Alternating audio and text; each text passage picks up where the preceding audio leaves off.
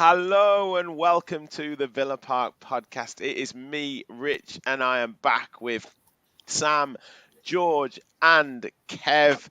Kev is back after our match preview on Friday that he was missing from. We'll get to Kev in a minute, but guys, please do hit that like button, hit that subscribe button. I mean, what a day, what a game, what a weekend it has been for Aston Villa. What a performance. I'm still in slight shock. But please do hit that like button. Please get your subscribers in as well. Help us on the road to 4K. If you want to become a member as well on a night like tonight, then please click the link at the top. It's pinned at the top of the chat. Just $1.99 a month and become an official Villa Park Pod follower. Or if you want to donate any super chats as well, again on a night like tonight, then click the $sign. Any support is amazing. But just you guys being here in the chat is great. I will get to your comments first because there's loads coming in, and then I'll let the boys talk. I'm going to give them 30 seconds to a minute each just to talk about today. Jim, hello to the early arrivals up the Villa. Dennis, great performance from the players. Very disciplined. Only any one of half a dozen players could get man of the match. Absolutely. Gary said we were due a performance, and boy, did we deliver. Good evening to you, Duncan. Andrew, what a performance. I called it in my Villa group chat. Had that feeling today. Massive lift for Thursday. Mindset change for many Villa fans. We can go and do the job in Lille up the Villa. Deco said, what a result. Said we'd win 3-1, so I got the goal difference correct. Well, yes, mate, you were very positive. Happy Sunday, everyone. Says Deontay, a deserved win for the Villa boys. Whole tender AVFC, probably the best ever away day. The limbs in that away end were phenomenal. Gary H, now Lille, please. Yes, Christos, up the Villa. Greetings from Athens. Come on, Kev, give us your Greek.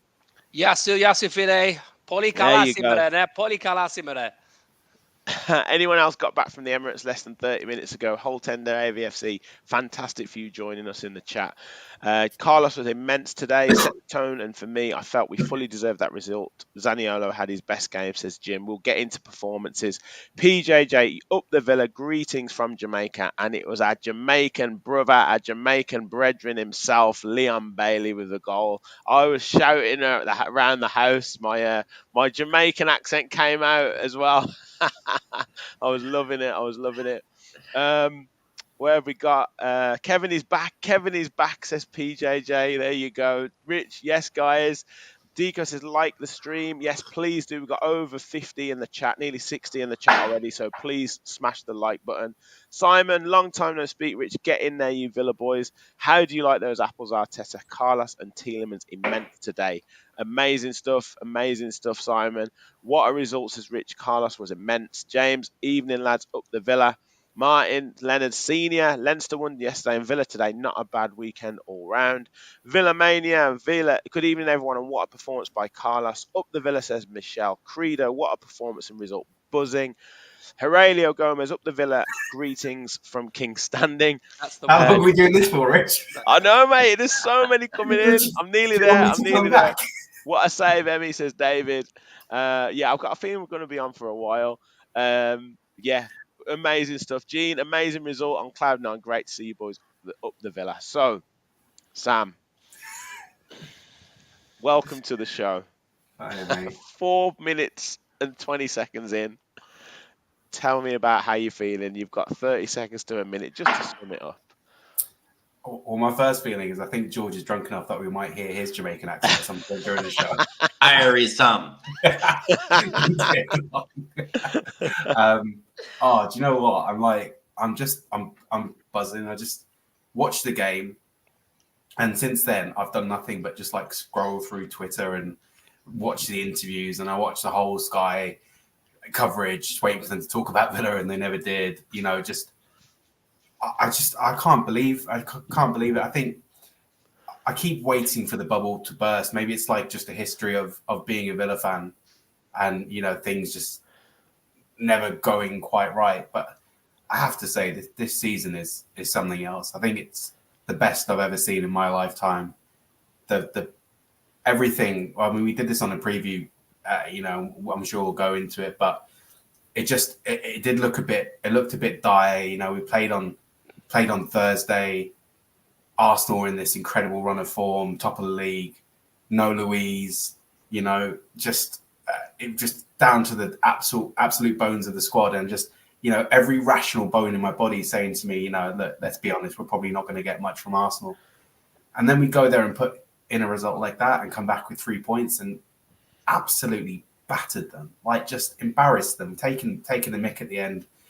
I don't know. I don't recognise this Villa team as being a Villa team, but I'm here for it, and I just what a day, what a season, incredible, amazing, mate, amazing. George, a few drinks in, and well-deserved drinks in as well, mate. But you had to get on.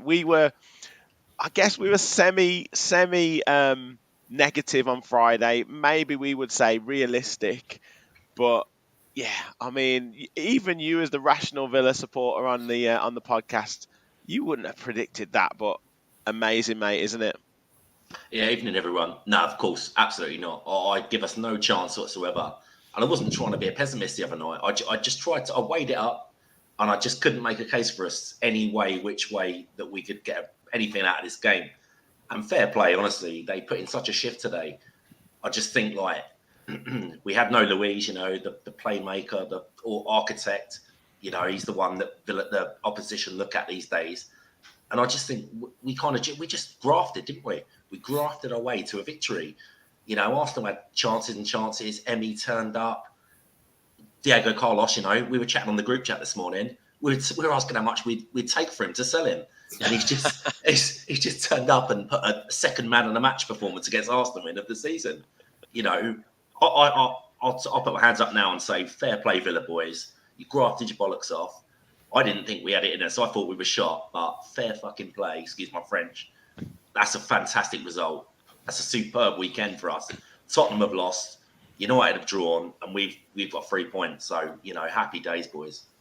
Amazing, amazing. Thank you to Ken for a £2 super chat as well. Whoop, whoop, the Arsenal. I don't know if he means whoop, whoop, the Arsenal, or whoop, whoop, we've done the Arsenal. But anyway, thank you for your super chat there. Kev, where were you on Friday night, mate? We needed some Kev positivity. Everyone in the chat was, where is Kev? Where is Kev? Where is Kev? The floor is yours, my friend. The floor is yours. I am sorry, everybody. I had the temerity to have a few drinks with work, so yeah, I didn't get back in time. I might have almost made it, didn't get back in time, but sounds like you two were your usual positive self anyway on Friday night, so that's good to hear.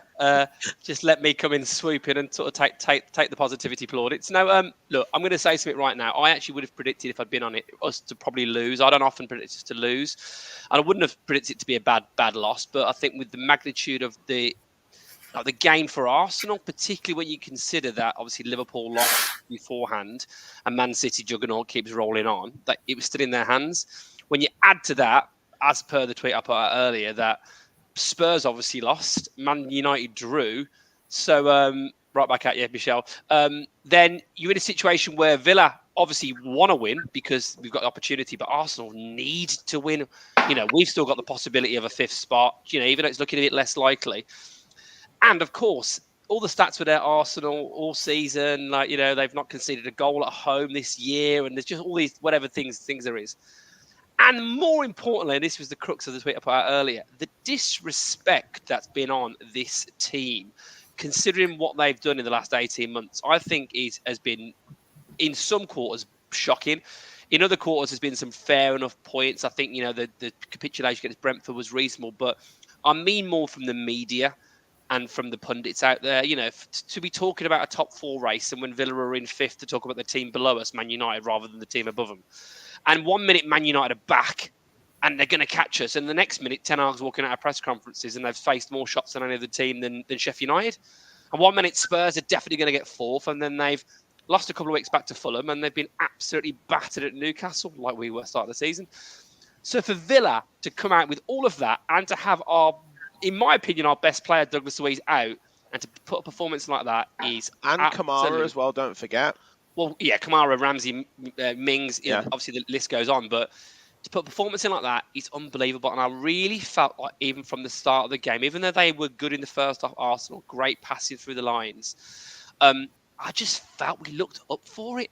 It just seemed like the players were switched on and the way they were sort of patrolling around the pitch. And My lad's football team won this morning 8-2, I think it was. Right, he played amazing. Right, it's only that bloody female ref at the Huddersfield Bristol City game who's been getting loads of grief. Nothing to do with the gender, by the way. And a lot of male refs make terrible decisions. But who giving the penalty that took Blues out of the relegation zone, it would have been the best weekend probably of my life, because at one point it was looking brilliant. But I just want to say finally, I'm just so proud. I'm just so proud of the team, because the credit that they haven't been given for what they've done, because they've had a bit of a bad spell. My God, Liverpool have been beaten by Atalanta and Crystal Palace at home in a week. Teams have bad spells. So, yeah, I know we'll get into it, but I'm just absolutely overjoyed that they've had that level of performance. Yeah, amazing. Few comments. Rich says, here, Kevin. Michael says, don't get me started on the disrespect. Someone else, Paul says, hi, Rich, Sam, George, and Kevin. How are you? We are phenomenal, mate. FLOW, Future Leaders of the World, says, evening all. I'm in Toronto. Watched the game at the Wheatsheaf Tavern with all of the Lions Club. I bet it was bouncing in there as well.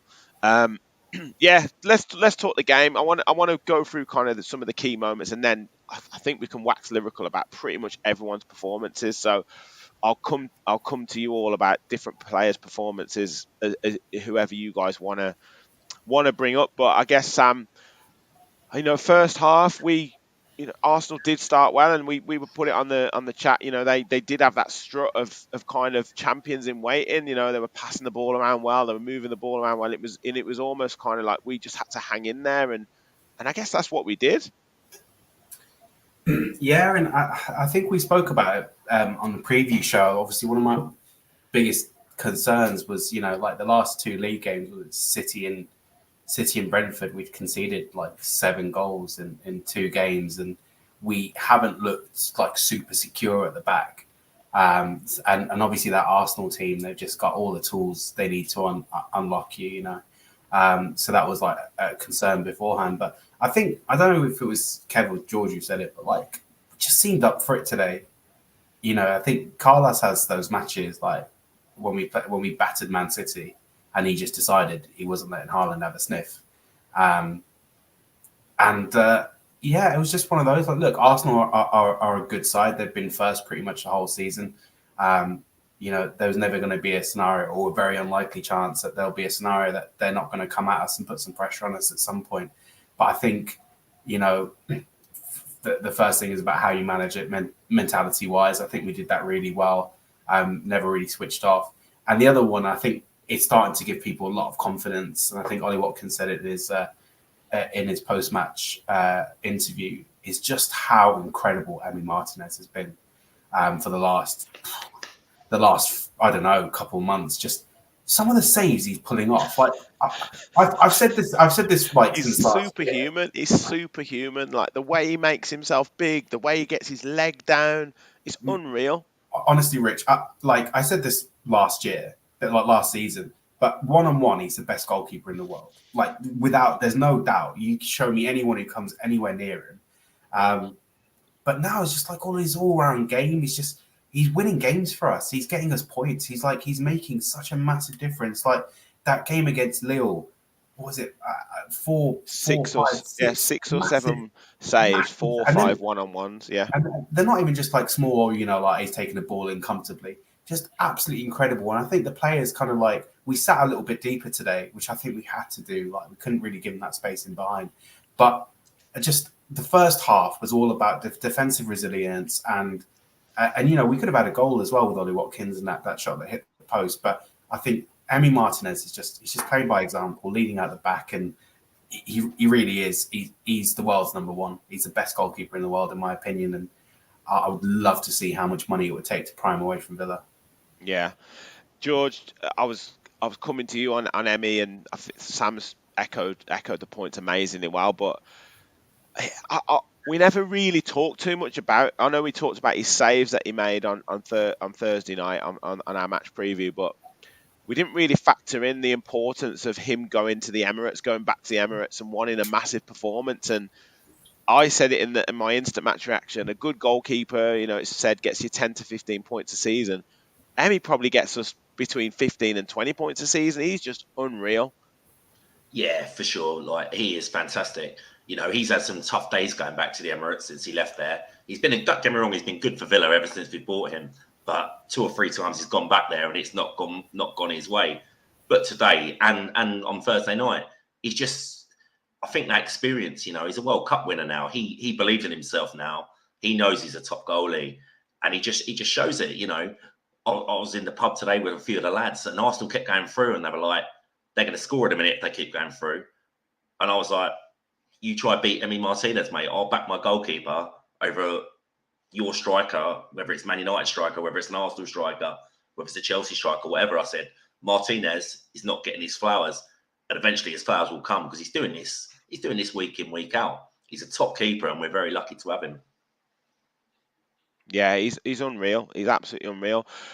Kev, Sam mentioned, you know, we started to grow into that half, albeit we were under quite a bit of pressure. But you could see Rodgers getting into a few little spaces. You could see Tielemans getting on the ball, and Arsenal do make the pitch quite big, and you could see spaces are opening up where we were looking dangerous. And as we mentioned, we could have taken the lead. You know, Ollie Watkins doesn't get much more unlucky than that. We will come to another unlucky moment for someone else later, but yeah, great effort. And like I say, we could have gone in 1-0 up.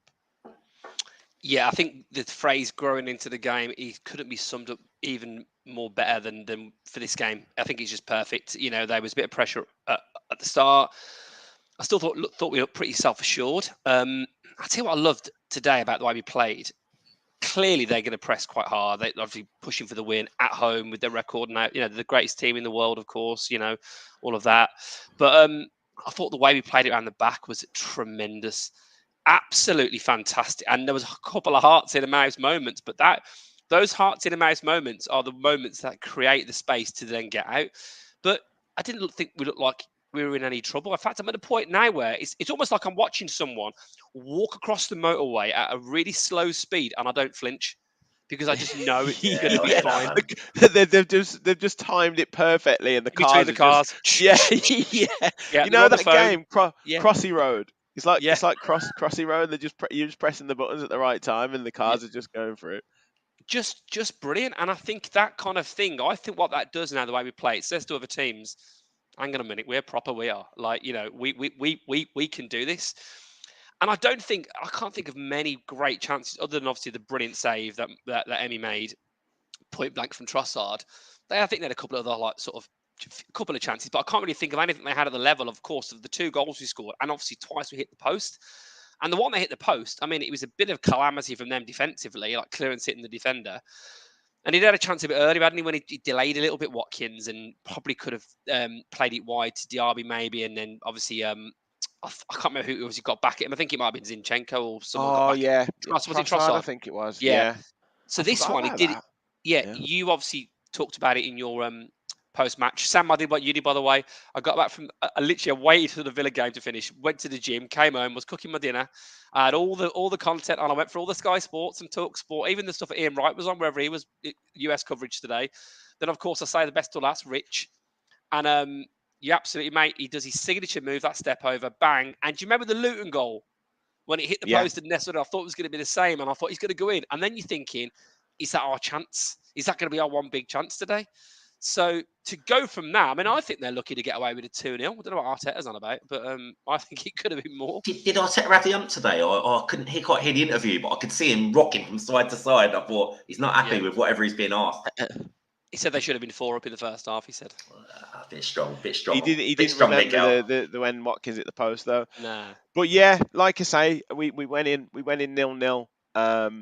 And I thought it was deserved. I thought we defended well. Like you say, Kev, I thought we played the ball across the back well, and you could see that they were getting more confident. And a few people in the chat have said, Sam, that Emery must have talked to them at half-time about, now we've seen what Arsenal can throw at us, go out there and be confident and play. And there was a moment in, I say, midway through that second half, you could see us growing in that confidence. And I was sat on the sofa and I was like, come on, like I could feel it. And like, I think Kev was in the chat saying the same thing, but it was just that sense of momentum going through that whole second half. Yeah, it was really strange. Like, I think before Bailey came on, obviously it's 0-0. I'm watching the game and I was really happy. I remember my missus is an Arsenal fan, as is my extended family. My brother-in-law is not talking to me at the moment. He's So thank him for the 6 points, yeah? Yeah, honestly, like I can't even do it. Like he messaged me today and he's like, "We're only communicating about your son. Like, don't ever talk to me again." And I was like, "Fair enough." But I even at 0-0, I was watching the game and I was like, this performance is just absolutely unreal. Just like keeping all of the ball, like doing so well. And I was like, even if this is 0-0, I'm absolutely buzzing with this performance because we're playing, like we're giving it a go. And we were dominating the ball in the second half. And I really did think we had pretty much all of that second half. And then for me, what changes in terms of like being really solid defensively and like being competitive in the middle of the park is when Leon Bailey comes on. And I don't want to like disparage Diaby and the work that he's done. But Leon Bailey this season, I mean, beggars belief how good he is. Like, just how much of a threat he is attacking wise, how many players he takes on, even small things. Like, he did this little flick to concert. I don't know if anyone noticed it. Like, it was beautiful. It was beautiful. God, literally, I'd be frothing at the mouth. I was just absolutely. I couldn't like. I can't over extend just the influence that he had on the game. And when he's on the pitch, Villa are always a threat, and we're always, able to score. He doesn't lose the ball either. Just heaps and heaps of chances. He comes in at that back post to score that first goal. And I think Unai Emery's press or his interview afterwards, he basically said, "Look, the difference between Villa when we're playing well and Villa when we're not is consistency." And I think that's what he would have pushed in at half time. I don't think he would have I'm not privy to what goes on inside the dressing room at half time, but I can't imagine him, saying like, "All right, now's a chance to strike." I know what you're saying. More of the same, boys. Like, don't be secure at the back, and then see what you can do going forward because you've got talent. And there's always a chance to score, and that's what happened. We had to wait till the 83rd minute, and in the 82nd minute, I was buzzing. Before we scored, I would have been happy with that, but to go further and grab that result and the input, everyone said it in the chat, but from every single player, there's no one you can isolate and say, "Oh, they had a bad game," or even if you could, you wouldn't. But there wasn't anyone. Everyone just put everything into it, and I think they all genuinely believed that they could win that game. And I think that's the difference between this Villa and the Villa of old. Is we might be sitting here on the podcast saying, "Oh, look, their chances are we're going to lose." And I said this on the preview as well. You did. I said they're going to have that, but their mentality now is we're going to win. They're not going to have our shitty past Villa mentality. I asked you, didn't I, Sam? I asked you what you thought they would think. No, and I was certain. I said it before the thing. I was like, even though I feel like this, I guarantee you they're not thinking like this. And even now, they're thinking about Lille, and that's the difference between this side, and that's what makes them successful. And fair play to them, they deserved it today. Yeah, George, even before that Bailey moment, as I said, I was saying, as Sam already said, if it was 0-0, whatever, we'd done ourselves proud in terms of performance. But that Yuri Tielemans effort, how that didn't go in, what a strike. Yeah, mate, honestly, it sounds silly, but he hit it too well and too hard, didn't he? He's hit that and you're thinking, Jesus Christ, where's this going? It's like bar, down, post. He hit it sweet as a nut, and it should have went through the net, mate, not off the post and back out. Unbelievable. It was a fearsome strike, and so unlucky not to score. But we didn't let it phase us, did we? And we went on and got our just desserts after. Exactly. Kev, Sam's talked about Leon Bailey making the difference. The way he takes the ball, it's so smooth. Like, just the way defenders try to stay off him now, the way they try and double up on him, but he still keeps the ball. But yeah, I mean, he was fantastic. That finish, there's no doubt now. I think last season we doubt if he got into that position and score. And then obviously Ollie Watkins, the icing on the cake. What a finish at the end. Yeah, I mean, wow. I mean, I was thinking actually when Bailey came on, and I know, you could probably argue this point in other situations. And hey, we've got some injuries, right? Absolutely, through the team. So you probably have one of maybe a Tielemans or Rodgers, whatever, on the bench. But with their options coming off the bench, with Martinelli's good, right? He's been good at times for them. But with Martinelli coming on and Nketiah on, would you rather have those two options on the bench, or would you rather have Duran and Bailey? I think that's a tricky one. I think that's a tricky one as your two sort of main forward options, because Duran's obviously one of the Chaos twins, and Bailey's been incredible this season. And it was straight away. I felt like he looked up for it. You know, he was at one point when he went back 4 and 5 times on the same player, cut it inside, came around the back, got the pass back. And yeah, I mean, it's a great finish, obviously on his weaker foot. It actually reminded me in a weird kind of way. Remember that miss against Wolves to win the game at the end of the game at Villa Park? Oh, last season. Yeah, and it was like, he's on his right foot. Oh, what's he doing? And it was a real clutch moment, because obviously we'd hit the post twice now. Well, bar and post, but I'm counting that as one move. Can't have like twice, right? And then you're thinking, well, we're going to get a chance. All of a sudden, Bailey's there. My reaction, first of all, was there must be an offside somewhere. Yeah, me too. I was like, how is he that free? Like, what's going on? And even more so with the Watkins one. So when they're all selling around, I'm thinking he's a mile off, because from the TV coverage, yeah, that's literally right. As it's happened, my mate, I'm sitting next to me, and he gone, "That's offside." So I've just sat back, watched the goal go in, watched all the celebrations without celebrating, and I'm like, "Are you sure it's offside?" He was adamant. I said, "Are you sure that's offside?" He goes, "I'm telling you now, that's offside." So I've missed the whole celebration. I was like, "You prick!" Off my chair. Do you know what I mean? Boys, my son's got this little basketball, it's like light as a feather, you know, like one of those floater balls. Yeah. And so I'm holding it in my hands, and I see Watkins go, and I was like, "Go on, I'm squeezing this thing." And he goes on, he chips the keeper, it goes in. I go, like, honestly, the celebrations for today's goal, I'm normally quite chill out. I go absolutely nuts. I pick up this ball, and I absolutely just blast it indoors, hit my wife's flowers, and she's got this little flower pot of flowers in, and she's going nuts, going, "What are you doing, the flowers?" My son's crying in the background. I'm just like, "Come on." Honestly, it's just one of those. I know there's a benefit not having a wife to annoy when you do Villa celebrations. That's my reasoning now. Sam, I know what you mean by that point as well, because, like, don't get me wrong, we all love the Villa, but when that first goal went in, I'm punching the table, I'm screaming, come on! Neighbours probably thinking what's going on next door. Because my son's so young, he's only 18 months old, he gets scared really easy. So, like, when the football's on, I don't celebrate anymore. I used to be very, like, vocal and theatrical, but now I'm always just like that. I just shake. I don't even make any noise. But today, just all that hard work, the culmination was just like, I don't want to liken it to something else, but a burst of, way better. Mate, honestly, it's better than some I've had. And it was incredible. No, do you know what? Do you know what I found out when we hit? I think it was 3,500. I realized she wasn't even subscribed to the pod, so she was our 3,500 subscribers. There you go. I do need to talk about Watkins at some point. So yeah, I'll let you direct that, Rich. Just on that second goal as well, I was just going to finish off and say, what are the commentators doing? Because they can clearly see when the pass, because the footage we had as TV viewers was, you see the flashes up and Watkins is 3 or 4 yards ahead of, it was Smith Rowe, wasn't it? So I'm thinking he must be offside. But why is he running with that level of intensity towards the goal?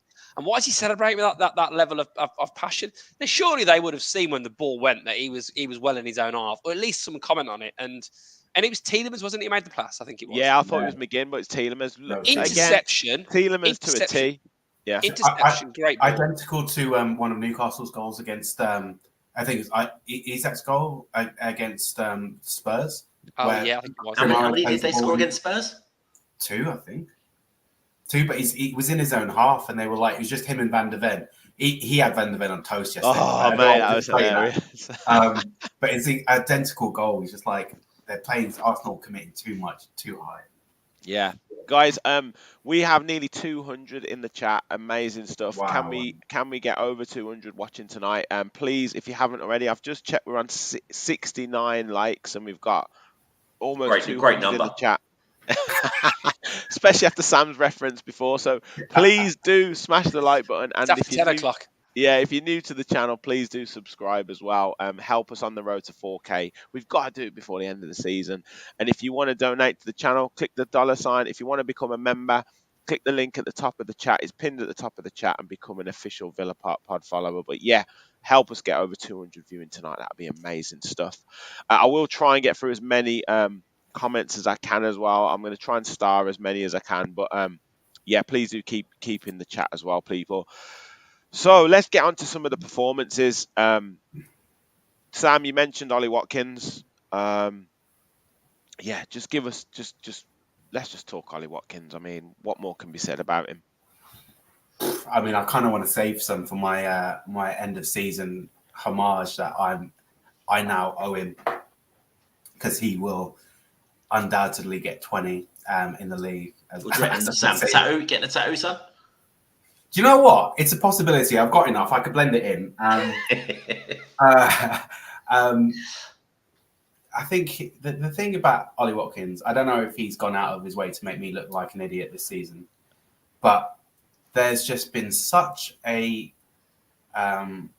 mentality shift in Ollie Watkins. He's just become, and you've seen it in stages of the season. You've seen it in the fact that he hasn't had like big periods of drop off. There's no purple patch Watkins this season. He's just been flawless for pretty much the whole season. And even when he's got no chill, Sam, has he? No chill. Like I saw him calling out Troy Deeney on Twitter, and he's love to see that. He's just here for a scrap. Do you know what I mean? Like he's tired of being a nice guy. He's tired of, like, I think even sometimes when he played, he was like a little bit too nice and, like just very agreeable, and everyone loved him. And now people don't love him. People don't like him. And it's because he's competitors coming out, and he's just like some of the things that he does, some of the little, like he did this little flick against Lille where he just banged it off his heel, laid it off for Bailey. He's playing with flair, with trickery, and most importantly, he's scoring goals. Like just every game, he's a banker to score. And even if he doesn't score, he's going to be involved in a meaningful way with an assist, with something else. I know he's been on 10 assists for a while now, but that number, just 10 assists and 20 goals in the league, and what was 7-8 in other competitions, just absolutely unreal. And I'll be the first to say that I didn't see this level from him. I didn't think he had it in him. But he's just been consistent all season. He's a massive part of the reason that Villa are where they are this season. I really think it can't be stressed enough just how integral everyone is and how much of a team effort this has been. But Ollie Watkins, man, just he's a leader in this team now, and people look to him, rely on him, and he answers a call every game. He answers a call, and he wants to win, and he wants to be top scorer in the league, and he wants to go away with England. And you can see he's fighting for those things now, and he showed it again today. Just absolutely incredible. What a player. Yeah. George, he mentioned, in some of his post-match interviews in the week, last week and in the midweek, about kind of that mentality and us Villa needing that elite mentality and being that little bit of a nastier character, like, not nasty in terms of like his personality, his actual personality, but just nastier on the pitch, like Sam says, more kind of ruthless. And that's the attitude that you've got to have. That's a winner's mentality, and he's got it in spades at the moment. He's just phenomenal. Of course. I mean, what's he been at Villa now for about 3 years? We've kind of seen the evolution of Watkins, haven't we? We've seen the Watkins that's happy to be a Premier League player, and he's, wow, I've made it on this, on that. I've done this at Brentford, but now I'm at a big club. Then you've seen the Watkins that has tried to push on, and he's done all right, but, he's not quite there. This year, you see the Watkins that's just like, do you know what? Bollocks to you lot, I'm going to do it. This is my year, and I'm going to push through the barrier. And like Sam said, a little bit of a nasty edge, a little bit of competitive edge, maybe not so nice. And this year he smashed it. I mean, I'm glad to say I've never ever lost faith in Watkins. I've defended him on here since day one. I think he's a quality striker. You have. And I believed in him then, and I believe in him now. And I think now he's in the peaks of his power, and what's that now? It's 19 league goals, so he's very nearly there now.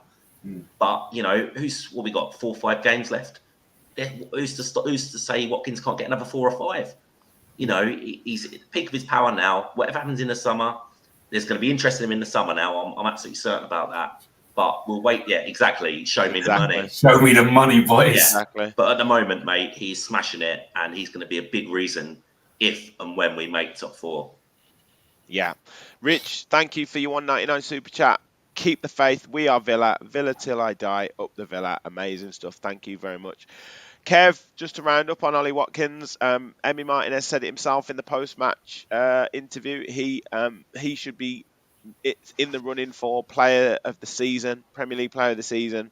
He's not wrong, is he? He's not wrong. He's not wrong at all. And I think anyone that did doubt Watkins prior to this season, I don't think they were wrong, because there were times when he probably was a little bit wasteful in front of goal and flattered a bit to deceive us. Despite his numbers being pretty decent, we always thought, is he going to push on to be that striker that can get beyond that early to mid-teen goals? Crikey, hasn't he done it? He needs 4 more goals to get 30 goals in all competitions, which would just be unbelievable.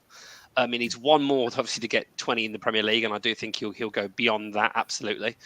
But it's just, I think Sam said it really well. There's a mentality shift with him. The fact that he thinks he's going to score in every game, and the fact he doesn't take penalties as well. I mean, you could be thinking you could add 2, 3, 4 more to that.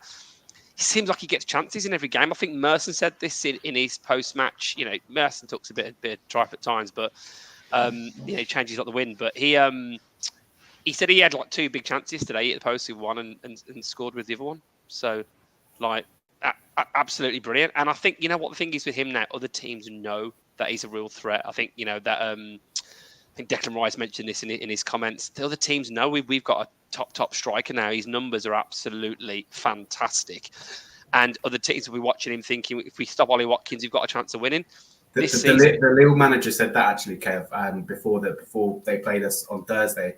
Their game plan was to stop Ollie Watkins. That's what they were like. Our game plan was to try and keep him quiet. Obviously, they didn't do it. That's why they left him to freeze man in the ground at the corner. But... Good plan. But just absolutely brilliant. And, the stats as well, like the most goals for an Aston Villa player in now the Premier League era. The most goal contributions as well, including like assists and goals. For Aston Villa, it just keeps on coming. The stats and the records. Recently we had this situation where we can't beat the teams around us. We're not going to go anywhere. All right, but the 2 best teams probably in the league this season, Arsenal and Man City. We've taken 9 points out of 12. So and we had a massively changed team in the away game at Man City. So it's not too shabby, is it? It's unreal. It's absolutely unreal. Guys, I will get into some of the comments as well. Let's just see what we've got. Rod says, I still remember saying Ollie Watkins, he will be our number 9 after Ings left. Sai says 46 goal contributions from just 2 players is outrageous. I think that's him and Bailey. David said, Watkins has proved me wrong. It was just them simple misses which did my head in. Yeah. I think that's the same for everyone. He's just so much more ruthless now.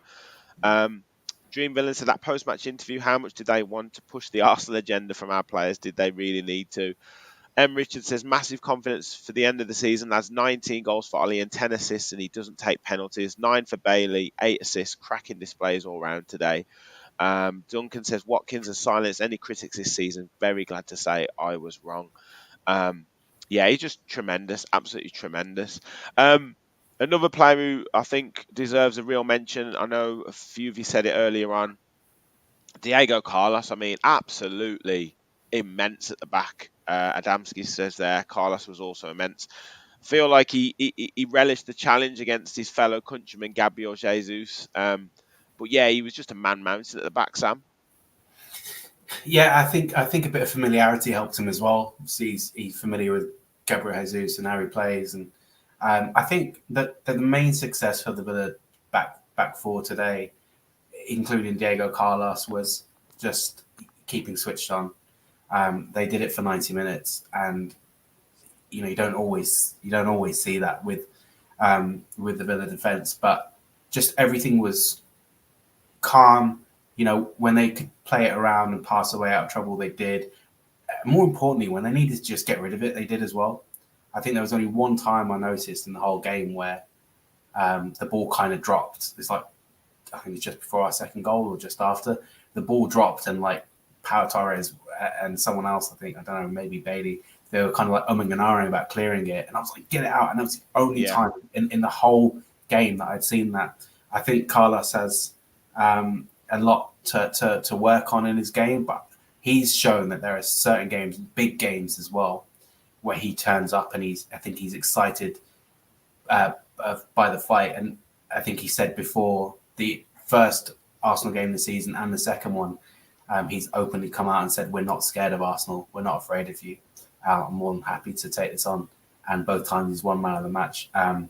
So fair play to him. And he's really, considering we lost Mings at the start of the season and, Constance have to be shifted out to right back. So I can't tell you how valuable it is to have him in the squad and have a player of his caliber there. So fair play to Carlos. I hope he enjoys his day. Yeah, just tremendous. Kev, loads of people in the chat talking about Nicolo Zaniolo, and felt like he epitomised Villa, really kind of grew into the game. And that second half, once he got the measure of Ben White, he absolutely terrorised him and made him go off. And then he was just tremendous in that second half today. Yeah, he wasn't quite at it first half, was he? Like, you see him getting frustrated, passes weren't quite coming off. I don't think he was getting some of the decisions he should be getting. One thing he does really well, he backs in really well, doesn't he, Zaniolo? Yeah. And he turns, he's probably as good as the next best thing to McGinn in terms of using his body to sort of get away. And it was happening time and time again, that second half down that side. Big credit to him today, because I think that he was a big reason why we did so well in that second half. And as you say, Ben White went off. Yeah, I mean, I still think there's times that he feels like he's running in Treacle a little bit, and I want him to just come on, get on with it. Like, he wants a bit too long on the ball, but you got to give him big credit. And I echo the points around Carlos. The other point I wanted to make on Carlos, well, I guess the wider defence is in our wins at home to Man City, at home to Arsenal, away at Arsenal, and I guess if you think about another great win away at Spurs, it was the exact same back five: Konza, Carlos, Torres, Digne, Martinez. So any question marks over some of these players, they've been there throughout our biggest performances this season. And let's not forget, in those games, it was a clean sheet at home to Man City, a clean sheet at home to Arsenal, a clean sheet away at Arsenal. Obviously, we conceded one at Spurs, but just brilliant. I know there's been times when they've flattered to deceive in moments, but different games as well. Games when we've had the ball, games when we've had backs against the wall, and I just think it's been brilliant to see. Contributions all around. Yeah. I mean, we could talk about every player. I mean, George Tielemans was excellent. I thought Rodgers showed that how good he is in terms of doing the disciplined job and still being a threat. We've talked about Leon Bailey when he came on, just unreal. Luca Dean, just consistency down that left-hand side. Ezri Konsa had a bit of criticism last week against Brentford, but was the best right back on show after apparently the best right back in the world in Ben White being on the other side. I don't know, like John McGinn, like we've said it on this podcast, George, when John McGinn plays well, when he sets the tempo, Villa play well, and he did that today. Yeah, McGinn led by example, like a captain's supposed to. I mean, like you just said there, you've just named pretty much the whole team, mate, and it was a team performance today. They grafted the bollocks off, and we could be accused in recent weeks of not doing that. Like Zaniolo, we're thinking, is Zaniolo like a luxury player, a fancy Dan, someone that's going to nick a goal? Today, he put in the hard yards. He stuck his foot in where he stuck his head in. He showed a bit of experience and a bit of guile, a bit of graft, and played well. I just think we dug in today, and eventually, like, the pressure got to Arsenal. We're talking about possession in the first half. I know we ended up with 49%. I reckon at half time we probably had 30%. But I think once we got to half time and we thought, you know what, got to half time, still 0-0. We're in this game, and we just kind of grew in confidence after that. Arsenal didn't come out all guns firing at us. Maybe they did. Maybe we just dealt with it. But I just think we grew into the game and we got better and better as it went on. And the belief just become what it was. And, and we went on, and I think in the end, maybe we deserved our win, 100% deserved it. 100%. I think as well, just to prove that sometimes I do get it right. Earlier in the season, when there were some question marks over Tielemans, I was sort of a big defender of Tielemans, and I said that he's got a ridiculous amount of quality in him. And boys, are we not seeing that now? Like, we all knew about his ability to pass the ball and his long shots and the other attributes that we saw at Leicester. But I can't believe how good he is in just sitting in front of that defence and winning the ball.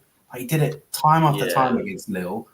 And again today, his passing, his weighted pass for Watkins' second goal, his distribution, his coolness in the middle, and I think the thing that he was criticised about the most was his commitment or his big headedness. See how much that meant to him, and his engine as well. His And engine, like yeah. People still call him fat. He's got a washboard stomach. Like he could dry your clothes on his abs. Like I don't know what like more. Some people still aren't sold on him, but I think in this second half of the season, Tielemans has just been absolutely incredible. He deserves a shout, and he was brilliant again today. I'll tell you what it is, Sam. Right, he's not quite, hasn't quite got the energy of McGinn. He hasn't quite got the tackling of Kamara, and he hasn't quite got the passing of Louise. But he's not bad at all three, and he's 7 out of 10 at all of those. And when you've got all of that, you can get away with it, can't you? And he did play well, mate. I think his passing range is not too dissimilar to Louise. I think you've done him dirty there. In terms of tackling, he's never been a defensive midfielder. So no. I think, and even if you watch him for Belgium now, I'll tell you the biggest thing, boys, and the difference I've seen in every single player in the squad since Emery's joined is everyone's developed, everyone's become a better player, and you just see it. There's literally, players that we're talking about now. You're like, oh well, 12 months ago they weren't showing this, but they must have always been this good. No, they are developing. They are getting better through coaching. It's the coach and the demands that the manager puts on them. And then the players then do that to themselves. You've seen it. Ollie Watkins is a different Ollie Watkins to what he was last season, the season before. He's demanding stuff from the players around him. And this is what, I guess this is what me and you were talking about a year or two ago, Sam. It's what the players have to demand from each other. That's what takes you up to the next level. You don't settle for second best. You don't settle for those things. You have to bring each other up, and that's exactly what's happened. You've got to set the standards. 100%. There's two things. It's a mentality shift, and then it's an actual technical coaching or technical improvement as players, whether that's getting fitter, whether that's the defense learning how to play the ball better. Because you think about it 2 years ago under Gerrard, you would never see the Villa defense playing it in such close quarters whilst they're getting high pressed and successfully navigating their way out of it. Like the goal that we scored against Arsenal at home, that flowing move that started at the back, you would never see it. But this is why when everyone talks about Unai Emery and gives him the credit, it's where it should go, because these players are doing it on the pitch day in, day out. But without him and his effect on their mentality and the way he coaches them technically, they'd have no chance. And so you have to give him his flowers. You have to give him his props. Yeah. Can I just pose a quick question as well? I was having a look earlier on at the run-ins of the teams again and thinking about what these two results this weekend might do for Liverpool and Arsenal. I'm not saying we're going to win the league. I think Man City are going to win it. Oh, no. I knew this was coming. I was going to wait till the end. Just hear me out. For this fourth spot, right? Or is it fourth or fifth? Just hear me out, right? Just hear me out. Liverpool, right? I've got a away trip to Fulham. Won't be easy. Away trip to Everton. Away trip to West Ham. Then they've got Tottenham. And then they've got Villa. It's not the easiest running. Tough running. Yeah. Arsenal, I've got to go away to the West Midlands again next week. Do you know what? Saturday night against Wolves. Wolves are a decent team at home. Then they've got Chelsea. Then they've got Tottenham. Then they've got Bournemouth. And then they've got Man United. So I'm just saying, I know we've got a few points to catch up, but never say never. We'll mute him. I know. We've got to mute him. But it is funny because the press, the story on Sky is, obviously Tottenham are favourites to get this fourth Champions League. Well, no, you say that, Rich. Did you see it today, the Opta? Did you see it switched? Yeah. Jamie Redknapp's reaction. Yeah, Did you see how upset he was, Kev? Like, Jamie Redknapp, he was like a family member guy. What I was going to say was... He was only at Tottenham for about a season, wasn't he? Oh, he's such a wanker. Yeah. But what I was going to say is that, obviously, that's the story, and still keeping Man United in it. Obviously, they're however many points behind us. But if that is the chance, if it is Man United are still in it, the race for the top four, obviously, if Tottenham are the favourites for it, then fair enough. But as Kev said, if the points difference from us to second and third is the same, so surely that's got to be the same energy. It's still got to be surely that's got to be the same energy that Villa can catch them. If you're still saying that Man United can catch Villa, like it's got to be the same. I was watching the coverage on it, and they said, all right, let's take a look at the top of the table. Man City now sit first. Arsenal joint on points with Liverpool, second and third. In fifth is Tottenham, and sixth is. I'm like, hold on. I was like, I didn't see that. That is just crazy. They just completely skipped over. Like they just didn't. Like they're covering their eyes. Like like we play peekaboo. They're just like, no. Did you notice? If you don't say it's not real. Did you notice at the end of the match as well when there's all those celebrations and Emi Martinez was doing the Klopp way? I was doing it with him. Did you notice that? I bet you were. Did you notice that on the TV coverage? Was it Kelly Cates who was doing Yeah. She said 2 or 3 times, I know it's a good win for Aston Villa, it's important for the top 4, but it's all about the title race. And she said it over and over again as if to say, we ain't really going to talk about the Villa, really. I know it's important for us. I know Villa had a good win today. Almost like, listen, you've had a good moment. You little pessimist. You've had your day out. Yeah, now. Yeah. It's a bit like Jim Bowen on Bullseye. Oh, we've had a great day, Jim. We've had a great day. Take your time. Take your time. You know where the disrespect, and maybe that disrespect's been one of the reasons why we've come again from nowhere to put a performance in like that. Man United aren't performing like that against anybody. They might have a blood and guts, and it goes crazy, and therefore, they've had some obviously good wins this season. But the level of completeness of that performance today, it's the same as the performance. I mean, I still think the City at home is probably marginally better with the control. Yeah, it is. It has to be. But to go to the Emirates to have to have probably 60-odd possession at 81 or 82 minutes for the second half. Away at Arsenal with their home form when they need to win to go back to the top of the league and to be doing olays around the ground, as far as I'm concerned, I don't think there's many teams putting that level of performance in. The thing is, though, that no one, they said, do you know the only person who actually gave us any credit today was Colo Touré? It was. He was really trying. He was like, no, guys, Villa are a really good side. Let's not overlook that. And then Paul Mercer's just like, oh, well, it's just all Arsenal. The problem is we started Trossard and we should have started Martinelli and brought Trossard on. It's like, hold on a second. You've got a plethora of players. He used to play for Villa as well, Mercer loves Villa, but he forgot all about us today. I think anyone else apart from Arsenal and Mercer would have been bigging us up. But it's just I've always said this, and George is always I think said the same. I couldn't care less about any acknowledgement from the mainstream media because A, it's never going to happen, and B, flying under the radar helps us. Imagine if all eyes were on Villa now and people started realizing just how good Leon Bailey is, and they start linking him to City. I don't want any of that. No. But it's just after you watch a game where Villa have been so good, they're acting like it's the first time we've ever beat Arsenal. No one acknowledged we did the double over them. What was it? No, it wasn't even said, was it? No, it was never said. And when Man City lost the other day, I can't remember, and they were like, "Oh, it's the most, it's the biggest." They didn't lose, Sam. They had a draw against Arsenal, and it's the most complete performance anyone's done against Man City. Oh yeah, they restricted them, and it was like, hold on a second, did we not do that? So I was watching it with Dean Smith. He said it. I was like, so it must be true. I was like, you can't. It's just I can't. I don't understand why they don't want variety in the league. Is Man City winning the league every year not getting boring? Do you know? Because they're lazy, Sam. They don't want to research, mate. They know what they know about the big six, and they don't want to know nothing else. Honestly, I cannot watch mainstream stuff. Apparently, the US coverage of us is actually pretty positive. Yeah, it is. The US coverage stuff is just fucking drivel, man. You know what's really bad about it as well? We're an Aston Villa podcast, right? They couldn't say it then, right? Clues in the name, right? And we had a few drinks like George. I've had a peppermint tea, mate. I'm on the hard stuff. Right. We're not a media channel that's supposed to be impartial. And yet you can see from Redknapp with Spurs, you can see from Gary Neville with Man United. I actually think Carragher is fairly reasonable in terms of his impartiality. But those two are terrible. Those two are. I'm on about impartiality, right? Those two are terrible for it.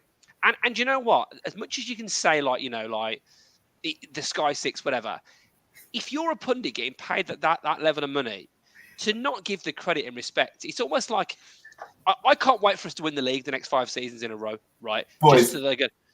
Just to see Leandri get promoted to main presenter because they're going to have to do it because Boys, do you know what I've just realised? we've had an absolute storm against Arsenal. We've got nothing else to complain about, so we're complaining about the pundits. I know. Oh, We've got again still nearly 200 in the chat, which is amazing. If you haven't already, please do smash the like button. If you can't do it on a night like tonight, and I don't know when you can, and please do subscribe to the channel. Help us on the road to 4K. We'll finish up because I'm sure we want to get and watch Match of the Day. See if we get any credit on Match of the Day. But I just wanted to finish up just a bit of a round robin on the manager, because again, like, double over Arsenal. Beating Man City, as you said, Kev, 19 wins this season. It's a club record, most wins in a 38-game Premier League season. We've surpassed our points total from last season already with 5 games to go. We're in the quarterfinals of the Europa Conference League. I'll start with you, Kev, but what can we say about this manager? Well, considering the level of injuries you've had as well, the spine of our team out for a lot of the season. You talk about Mings, Kamara, obviously Buendia. So I absolutely love him. He's my favourite Villa manager of all time after 18 months. I just think what he's done, this is the reason why I've kept that point going. You have a bad spell, like all teams are going to lose some games, but do we think we were going to win every single game? What we've done, the points haul so far in the season, the stats. We talked earlier on about the players and what the players have done, and some of the some of the goal contributions. Watkins has got 36 in all competitions. Bailey's got 24. Luis has got 20. That's like nearly 100 from like those three. Yeah, the goals that we've scored this season, like it's like, I mean, I've said this before, but we had the times with Paul Lambert when we'd cheer if we got a shot. Yeah, a corner. Let's pretend we scored a goal. Yeah. And that is all down to the manager, the mentality shift, everything. And do you know what? I tell you what, it's funny, right? Because Abby was derided by a lot of Arsenal fans, and the level of disrespect on him, considering what he'd done before and what he's done after, and the media and the mocking of him with his voice and everything, for him to be the reason that Arsenal probably won't win the league this season that point is strong, because that's 6 points that they've lost to plucky little old Villa. And if they had those 6 points now, they'd be 4 points clear at the top of the league. So, yeah. I mean, Emery must take, as Martinez does, such, look, I'm sure they've still got a fondness for Arsenal, but just such confidence in us as a team to be able to go and do that and that level of performance. And I just love what he's done for this club. And you know what? We're probably going to lose a game this season to a team we shouldn't lose, and we might get knocked out of Europe, and things could happen. But where we're at as a club right now, like, I love Gabby's bants about how much is it going to cost to buy Isak, but if we can get this FFP sorted, like, we're talking about the clubs coming for our players. Why would Watkins and Louise want to leave? Why would Martinez want to leave? Champions League with Unai Emery as your manager. Seriously, I'm not saying this because I'm a Villa fan. Why would you go somewhere else to play with this club next season in the Premier Club competition? I think we've got a crack if we keep this going at going for a title charge next season properly. Why would you leave to go somewhere else? Yeah. Boys, anything that you lads want to add, George, Sam? Or are we... I think I've already talked about, like, the effect he's had on the team. I think it's important to talk about the effect he's had on the supporters as well. I think I've already said this. As soon as he came in, I feel like he taught me a lot about football, like the way that I thought football should be played. Like, I learned more, I developed. But the biggest thing is he's changing the boundaries of what I can expect from a Villa side. Like, I'm constantly being called, pessimistic and negative, because I'm trying to be realistic, and he just keeps pushing the boundaries of what realistic is. Like, a year ago, if Kev was talking about, winning the league next year, or like challenging for the league over the next 5 years, I would have, like, taken it as a joke or laughed at him. And the thing that's really special about Unai Emery is he's done it over. It's not just one season where we've had an absolute stormer like Leicester. We built last season, like, we started from the bottom, and then worked our way up to Europe, and then last season we were like, well, that was brilliant. Let's see if he can do it again. Champions League, quarterfinals, on the edge of the semi-finals of European competition, still going strong, beating big teams, and and he's changing what I think a Villa team is capable of. But I think the thing that I'm most proud of, and we've seen it with literally every single manager this season. You name me one who we haven't seen this from, and I'll concede the point. Arteta moaning all the time, Pep moaning about games. Klopp What's it? about half 12 Klopp kickoff. about this and that. Why The have I guy- got to play at 12 o'clock on a Saturday PM? The guy has done Impression, what sorry. he's done with so much class and so much grace. I've never heard him badmouth a ref. I've never heard him bemoan the number of games he's got. I've never once heard him mention how many injuries we've got. I've never once heard him say, "Oh well, you know, the fans should be happy. Look where I took over from. Look at what position." All the excuses that we give ourselves, he doesn't take any of them. He's got the most class of any manager I've ever seen. And I will say I genuinely am proud that he is the manager of my football club. I saw a post earlier saying build him a statue. Absolutely, build him a statue right now and put it in my back garden, because he's the best thing that's ever happened to Aston Villa in my lifetime. Go on, Sam. And this is, for me, it's the most exciting. It's the proudest I've ever been. It's just the best season I've ever seen from Villa, and a lot of that's down to Unai. Yeah, I don't care. I'll Go say on, it. Sam. Stick some music behind this. I mean every Love word it. of it. He's just Yes. class, and I love him. Love it. Bang on, Sam. I Bang don't on, think mate. we Love could put it. it better ourselves. No. Guys, thank you. What a day. I don't even think, I just don't think, yes, there was positive people in the chat like on Friday saying that we could get a win, but I don't think anyone would have predicted just the masterclass that the players and that Emery put on to get the result today. Just a phenomenal day. And in terms of the weekend, you know, Tottenham getting beat, and Man United drawing, and just it's just phenomenal. So thank you. Enjoy match of the day tonight. It should be jumping on now. Boys, thank you very much for jumping on as well on the show. What a game to reflect on. Just amazing. We'll be back obviously with Fans Forum, with Talking Tactics with Gareth. I'm sure that is going to be an absolute amazing show. So make sure you stay tuned to the channel for that. We've got match preview for Lille obviously on Thursday. We've got to go into that with positivity, and then we've got Bournemouth next week. So Rich, week it's going to be. Can I just quickly say, right, just pinch yourselves, lads, everyone watching for a second. It's the middle of April. We'll just be the title, the main team that we're going to win the league. We're in the top 4 with a little bit of a cushion now, and we're in a European quarter-final. Soak this up, Villa fans. Soak this up. This is not going away to Millwall and Rotherham. You know, I'm wondering if we're going to, you know, our crazy Chinese owner is going to take us out of business. This is to be enjoyed. So enjoy it, Villa fans, because we all deserve it, because we've been through a lot over the years. 100%. Hit that like button if you haven't already. Hit that subscribe button. Help us on the road to 4K. Thank you all for watching. And as always, remember, we all follow the Villa. Come on.